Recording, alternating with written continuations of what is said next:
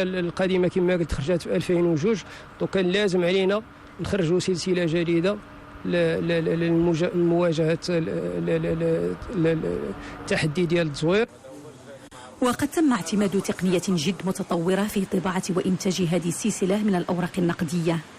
التقنية المعتمدة في إنتاج هذه السلسلة الجديدة من الأوراق النقدية هي تقنية اللي كتزاوي جميع المعايير الدولية، بحكم أن أغلب عناصر الأمان المطبوعة في السلسلة الجديدة موجودة في عملات أجنبية، خاصة الأورو 2 أو العملة الجديدة من الطباعة الثانية من عملة الأورو. استعملنا أحبار اللي أيضا رائدة في مجال طباعة الأوراق واللي استعملت مؤخرا في طباعة الأورو، إلى جانب عناصر أمنية أخرى.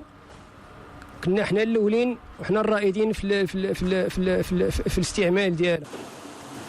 للإشارة فهذه السلسلة الجديدة من الأوراق النقدية تعتبر الثالثة بعد تلك التي تم إصدارها في 2002 وعند افتتاح دار السكة في سنة 1987.